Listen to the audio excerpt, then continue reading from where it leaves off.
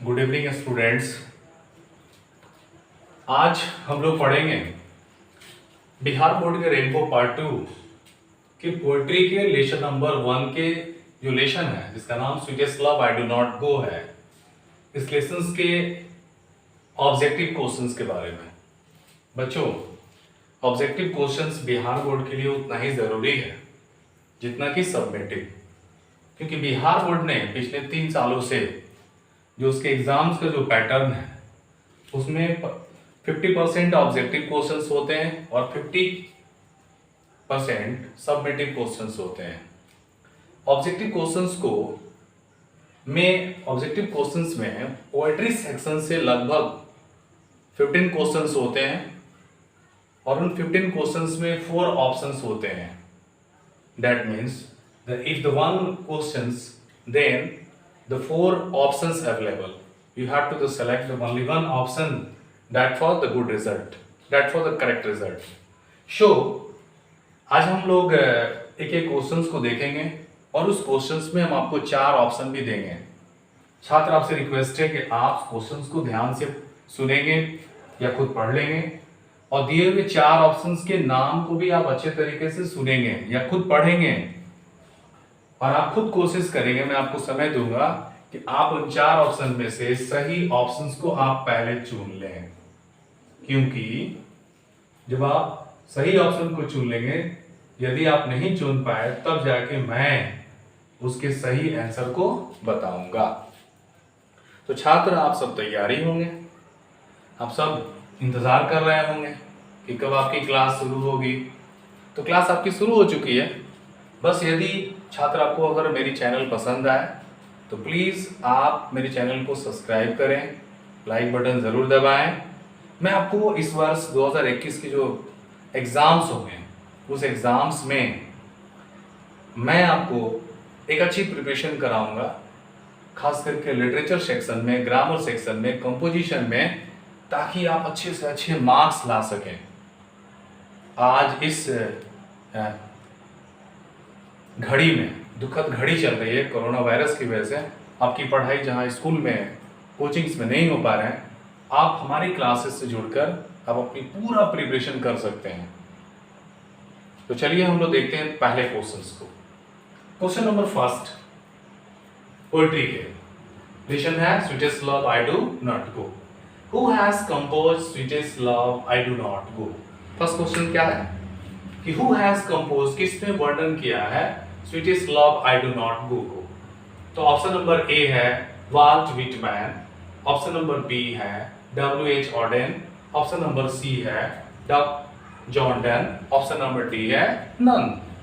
You have to select the only one option for the good result, for the correct result. So you have a time for the 1 minute and 30 seconds. आपको इन 30 seconds में आपको सही options को पकड़ना है। इसमें से कौन सा सही ऑप्शन क्वेश्चन नंबर फर्स्ट का रिजल्ट है, ऑप्शन सही होगा। ध्यान देते हैं, आपके 30 सेकेंड शुरू हो रहे हैं।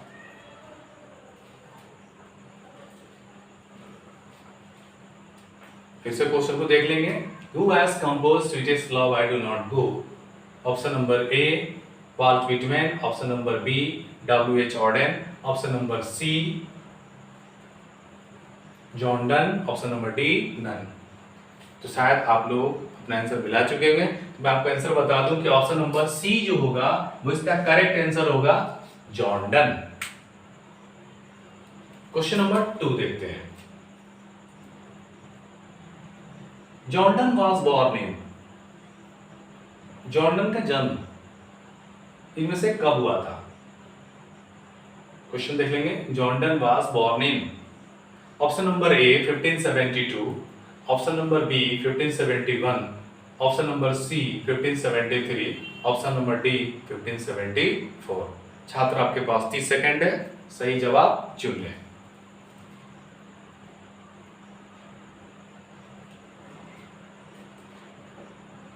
क्वेश्चंस को आप फिर से मिला लेंगे कि John Donne was born in 1572, 1571, 1573, 1574। तो इसका जो है सही जो आंसर होगा वो होगा आपका क्या, देख रहे हैं 1572। शायद आपका ये भी ऑप्शन सही होगा। और यदि गलत हो रहा हो तो इसका मतलब कि आप हमारे पीछे की वीडियोस यानी कि इसी लेसन्स के लाइव्स, समरी और पोएम्स को पढ़ाया गया है, शायद आपने पढ़ा नहीं होगा। आप जरूर मेरे पीछे की वीडियोस को देख लें ताकि आप सही ऑब्जेक्टिव बना सकें, क्योंकि ऑब्जेक्टिव आपके एग्जाम्स के लिए बहुत ही जरूरी है।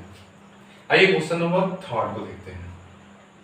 Jordan was died in, Jordan की मृत्यु कब हुई थी? तो 1630, 1631, 1632 and D option 1633। Options question एक बार और मिला लेंगे कि जॉर्डन वाज डाइड इन, देखा आपने, option number A 1630, B 1631, C 1632, D 1633। आपके पास 30 सेकंड है, 30 सेकंड में आप अपने सही आंसर को चुन लें।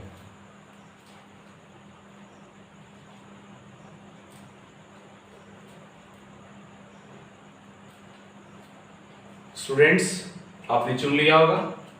इसका जो सही आंसर होगा क्वेश्चन नंबर 3 का कि जॉर्डन वाज डाइड इन 1631। अब आइए क्वेश्चन नंबर 4 पे ध्यान देते हैं। हु वाज एनी, एनी कौन थी? मैंने आपको बताया था एनी कौन थी, पोएम्स में, लाइव्स में भी। एनी हैथवेज का पूरा नाम होता है पोएट्स मदर, क्या कवि की मां थी? पोएट्स बिलव्ड, क्या कवि की प्रेमिका थी? पोएट्स लवर, क्या कवि की प्रेम करने वाला था? नन, इनमें से कोई नहीं। तो देखिए आप इसमें सही आंसर को चुने। आप इसमें कंफ्यूज भी करेंगे। अगर आपने मेरे पीछे के वीडियोस को नहीं देखा होगा तो आप जरूर मेरे पीछे के वीडियोस को देख लें।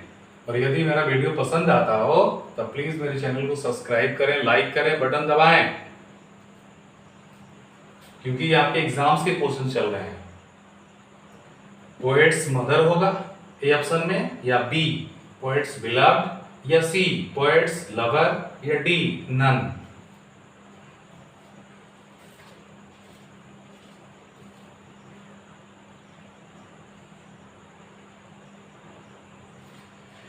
ऑप्शन नंबर बी और सी में कंफ्यूजिंग है, ये तो होगा नहीं, ये होगा नहीं, इन दोनों में से तो देखेंगे। बिलव्ड कहते हैं किसी कवि की प्रेमिका, और लवर यानी किसी कवित्री का लवर, पुरुष, तो ये तो होगा नहीं।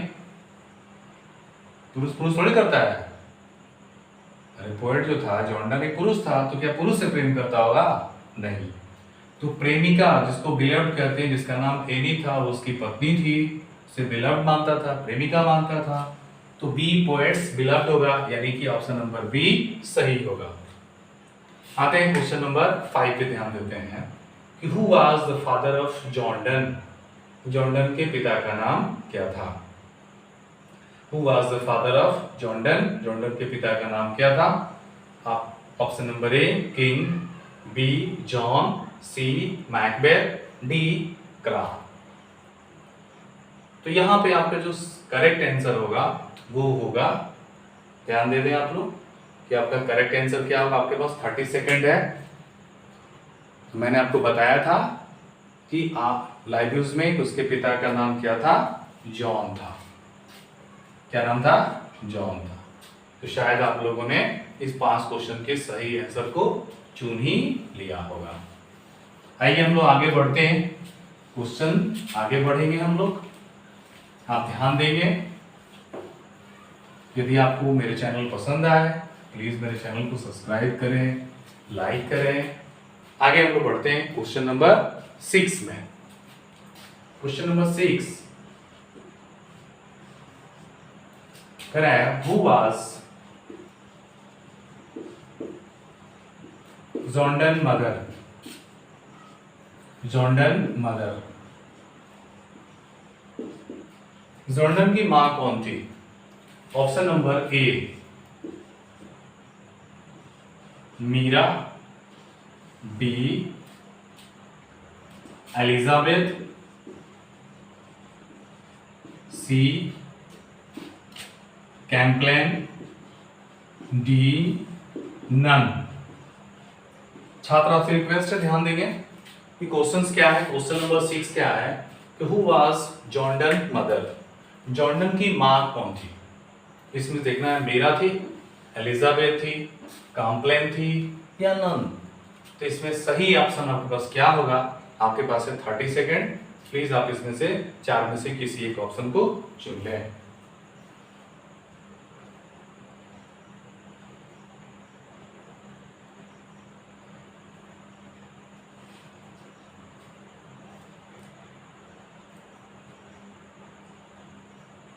तो यहां पे जो आपका जो सही जो आंसर होगा, आप मिला ही चुके होंगे छात्र आप लोग।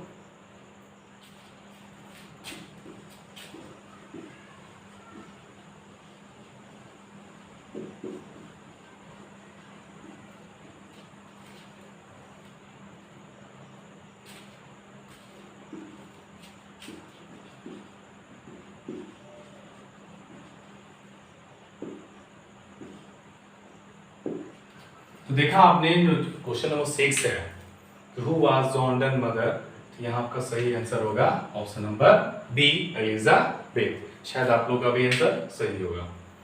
अब आते हैं क्वेश्चन देखते हैं। The poet in this poem is dash for his beloved. Question को समझेंगे, मैं आपको ऑप्शन लिख रहा हूं, ऑप्शन फिर आप उसमें से पकड़ेंगे कौन सा ऑप्शन सही होगा। Option number A happy, option number B sad, option number C poor, option number D none. The poet in this poem, कवि जो है इस कविता में डैश फॉर हिज बिलव्ड, ठीक है, किसके लिए दुखी है, किसके लिए, अपनी प्रेमिका के लिए क्या है, तो वो दुखी है। बी ऑप्शन सही होगा, दुखी है। क्यों, क्योंकि कविता मैंने बताया था कि इसलिए दुखी है क्योंकि वो जानता है कि एक दिन मौत आएगी और हम दोनों को अलग कर देगी। इसी वजह से यहाँ पे क्या होगा कि the poet in this poem is sad, sad for his beloved, कि जो कवि है इस कविता में उदास है, फॉर हिज बिलव्ड, अपनी प्रेमिका के लिए, प्रेमिका के लिए। ठीक है, तो क्वेश्चन नंबर 7 आपका कंप्लीट हो गया। आइए हम लोग आगे बढ़ते हैं।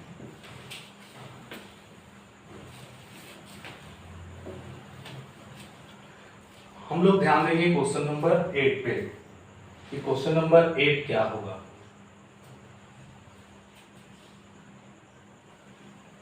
Jordan thinks that, question number 8,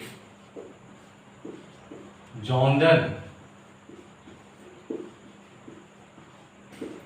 thinks that, Jordan thinks that dash is certain, dash is certain। जॉर्डन सोचता है कि क्या निश्चित है, क्या संभव है। Option number A, option number B, option number C, option number D. Jordan thinks that, क्या होगा यहाँ पे ऑप्शन, लाइफ होगा। बी नंबर में क्या हो सकता है, डेथ हो सकता है। सी, क्या यहाँ पे रीच होगा, क्या यहाँ पे पुअर होगा। तो स्टूडेंट्स आपको यहाँ पे ऑप्शंस को सही चुनना है। तो Jordan thinks that dash is certain, आपके पास 30 सेकेंड्स है, आप अपने सही आंसर को चुने।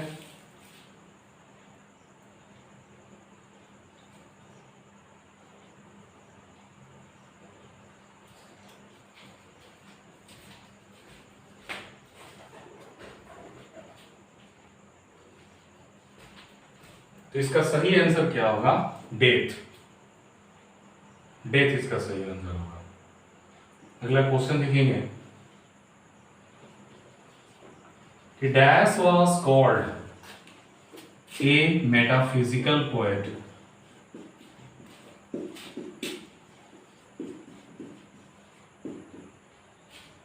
किसे मेटाफिजिकल पोएट कहा गया है। ऑप्शन नंबर ए है,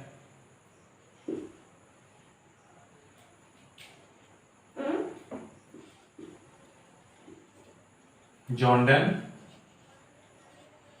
option number B Horden, option number C Walt Whitman, and option number D John Keats. Students, अब क्वेश्चन को फिर से देखें कि dash was called a metaphysical poet. इनमें से किसको मेटाफिजिकल पोएट कहा गया था? जॉर्डन को कहा गया था, या बी हॉर्डन को, या सी वाल्ट विटमैन को, या डी जॉन किट्स को? तो आपका जो सही आंसर होगा वो होगा क्या? जॉर्डन। याद रखेंगे कि जॉर्डन को मेटाफिजिकल पोएट कहा गया था।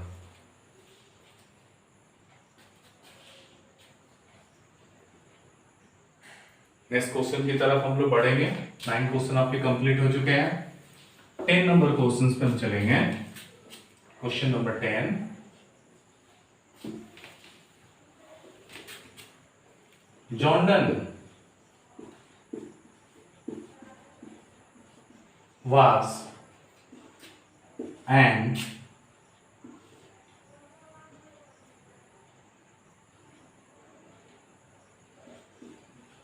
poet. Option number A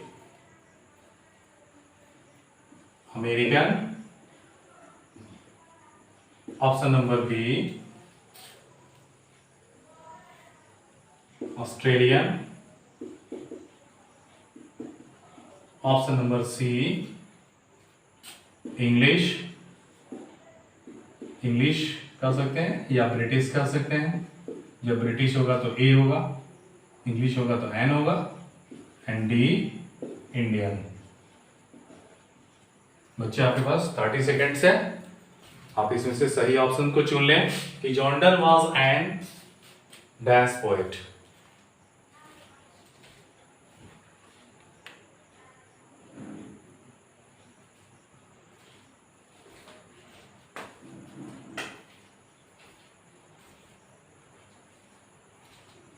इसका जो सही आंसर होगा वो होगा आपका इंग्लिश पोएट, क्योंकि अंग्रेज का भी था, या तो इंग्लिश का है या ब्रिटिश का है। किसी कभी कभी एग्जाम्स में ब्रिटिश पूछ देता है, ऑप्शन में देता है, कभी कभी इंग्लिश होता है। तो यहाँ जो आपका करेक्ट आंसर होगा वो होगा आपका सी। तो आपके 10 क्वेश्चन कंप्लीट हो गए हैं। चलते हैं हम क्वेश्चन नंबर 11 पे।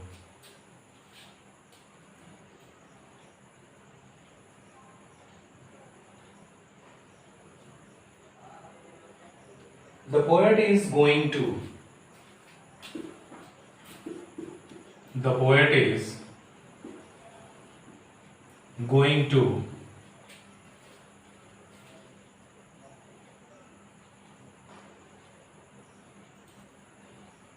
leaving his wife behind. Leaving his wife behind. Question कह रहा है कि the poet is going to, कभी जा रहा है dash, living is behind, living is wife behind, अपनी पत्नी को छोड़कर वो कहां जा रहा है। यहां पे आपके पास ऑप्शन है ए, ऑप्शन है बी, ऑप्शन है सी, ऑप्शन है आपके पास डी। ध्यान देते हैं हम लोग। ऑप्शन नंबर बी है, क्या वो इटली जा रहा था। ऑप्शन नंबर बी है कि क्या वो संघाई जा रहा था। ऑप्शन नंबर सी, क्या वो यूरोप जा रहा था, यूरोप के जर्मनी में यूरोप जा रहा था। या ऑप्शन नंबर डी नन। आपको इनमें से पकड़ना है कौन सा ऑप्शन इसमें सही होगा। ऑप्शन नंबर ए इटली है, ऑप्शन नंबर बी संघाई है, ऑप्शन नंबर सी यूरोप है, ऑप्शन नंबर डी नन है। तो स्टूडेंट्स आपके पास 30 सेकेंड्स है, इन 30 सेकेंड्स में आप पकड़े इसमें से कौन सही ऑप्शन होगा।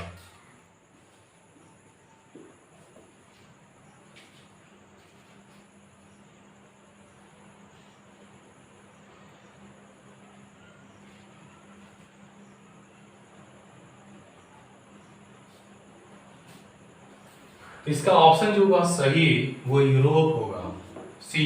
स्टूडेंट्स, यदि आपको मेरी वीडियोस पसंद आ रही हो प्लीज़ मेरे चैनल को सब्सक्राइब करें, लाइक करें और ज़रूर कमेंट्स करें। अगर जो चीज़ समझ में ना आए उसको जरूर पूछें।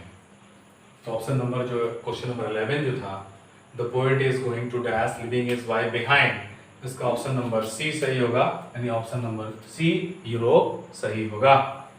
आते हैं क्वेश्चन नंबर हम 12 पे ध्यान देते हैं कि क्वेश्चन नंबर 12 क्या कह रहा है कि when did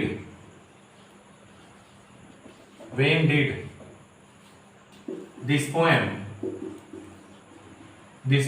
published, कब हुई थी? इस कविता की प्रकाशन या पब्लिश कब हुई थी? ऑप्शन आपके पास है A, option number B, option number C, option number D. 1609, 1610, सिर्फ 1600 और फिर आपका 1611। तो स्टूडेंट्स आपके पास 30 सेकेंड है, 30 सेकेंड में बताना है कि when did this poem published, इस कविता को कब पब्लिश की गई थी? Option number A 1609, option number B 1610, option number C 1600, option number D 1611। ध्यान दें, 30 सेकेंड से जवाब सही दें।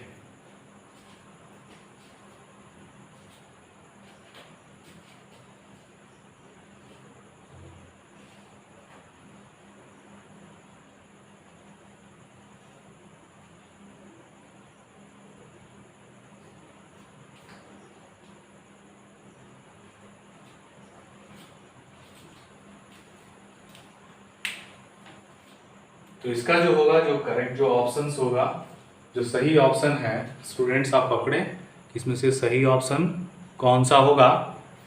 तो आप देखेंगे तो क्या होगा कि when did this poem published, ये कविता तब पब्लिश हुई थी जब वो 16 से 11 ईस्वी में, यानी डी ऑप्शन में, जब वो अपनी पत्नी को छोड़कर यूरोप के लिए रवाना हो रहा था। तो पहले वाले ऑप्शन में सी क्या आया था, 16 से 11 ईस्वी में। तो आपका यहाँ पे आंसर क्या होगा करेक्ट, 1611। आते हैं हम लोग आगे, नेक्स्ट क्वेश्चन देखते हैं।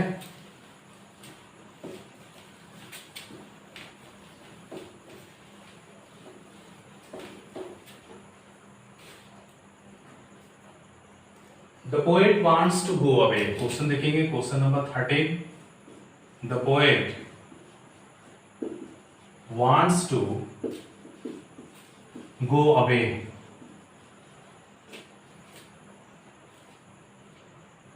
because he is not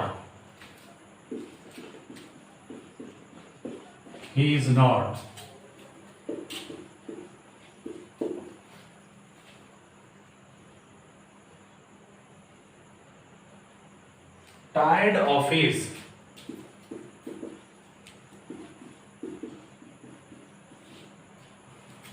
option number A lover, option number B beloved या फिर वाइफ कर दें, option number C queen, option number D lady servant.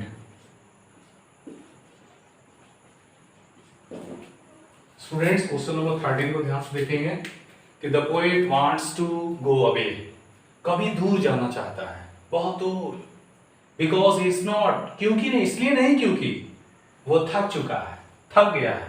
Of his, किससे, अपनी किससे थका हुआ है? सवाल ये है किससे उब गया है, किससे नहीं उबा है? सॉरी यहां पे कह रहा है नॉट टायर्ड ऑफ हिज, किससे वो नहीं उबा है। मैंने आपको लवर और बिलव्ड में अंतर बता चुका हूं कि लवर कहते हैं कि जब एक लेडी का कोई पुरुष, बिलव्ड या वाइफ अब देखा होगा, तो सी क्वीन और डी लेडी सर्वेंट।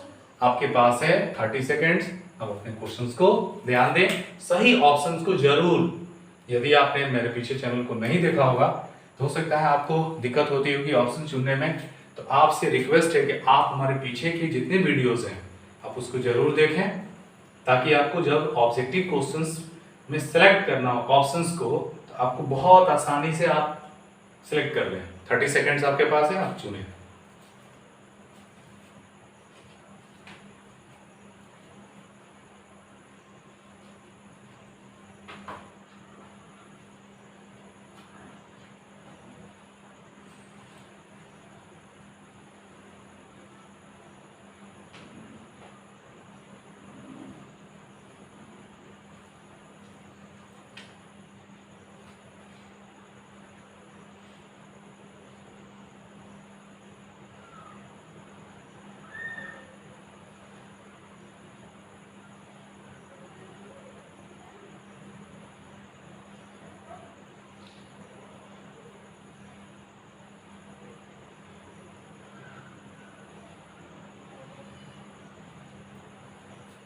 स्टूडेंट्स आपने मिला लिया उन्हें, इसमें ऑप्शन नंबर बी सही होगा, क्योंकि यहाँ बिलव और वाइफ अपनी पत्नी को सांत्वना दे रहा है। कोई भी बता था कि मैं तुझसे इसलिए नहीं दूर जा रहा हूँ क्योंकि मैं तुझसे उब गया हूँ अपनी बिलव, अपनी प्रेमिका को, अपनी पत्नी को। आइए क्वेश्चन नंबर 14 देखते हैं। क्वेश्चन नंबर 14 क्या है कि Jordan feels that, Jordan feels that, Jordan feels that a dash is very hopeless. A dash is very hopeless. देख लेंगे क्वेश्चंस को।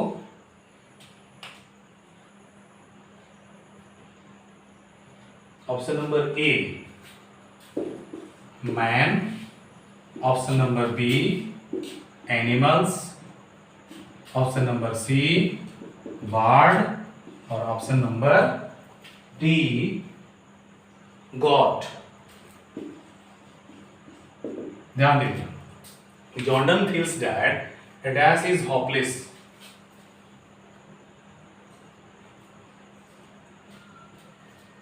यहां ऑप्शन में आप देखेंगे कि ऑप्शन में यहां पे कि पूरी कविता में जब आप पढ़ेंगे, जब मैंने पढ़ाया था तो मैंने कहीं भी जानवर की बात, बर्ड्स की बात, गॉड बकरियों की बात मैंने कभी नहीं किया था। मैंने उसमें हमेशा एक मैन के बारे में बात किया था, इंसान के होपलेस बने, इसलिए ऑप्शन नंबर ए आपका सही होगा। अब आप देखते हैं हम लोग क्वेश्चन नंबर 15 को। क्वेश्चन नंबर 15 को ध्यान देंगे।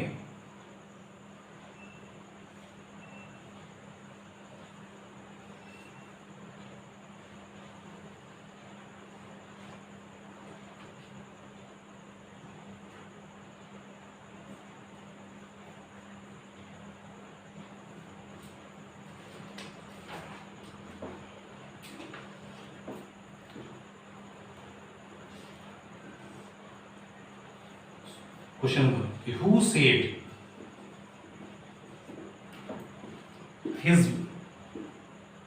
who said his beloved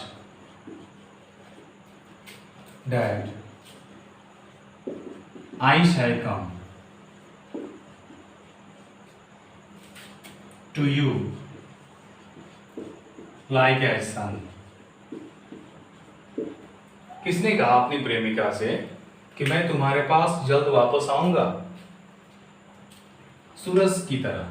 जैसे सूरज जैसे अगले दिन यस्टरडे डूब जाता है, फिर अगले दिन सुबह इस पृथ्वी पर आ जाता है। तो ये बातें किसने कहा था? भरोसा दिलाने के लिए कवि ने। तो ऑप्शन आपके पास हो गया ए, बी, सी और डी। इस मानते हैं कि ऑप्शन डी फादर हो गया, तो फादर तो है नहीं यहाँ पे, तो ये हो गया ऑप्शन आपका गलत होगा। ऑप्शन नंबर सी, अगर वाइफ है तो ये बात गलत है, वाइफ ने तो कहा नहीं था।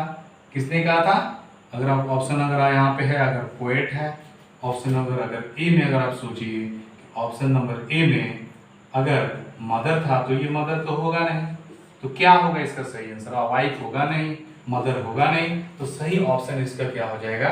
बी, यानी कि पोएट। तो छात्र, हम आशा करते हैं कि आप इस 15 क्वेश्चंस में शायद आपने बहुत अच्छे तरीके से समझे होंगे, और आप शायद अच्छे तरीके से समझकर या मेरे पूछे गए कुछ ऑप्शंस को आपने जरूर सही आंसर दिया होगा।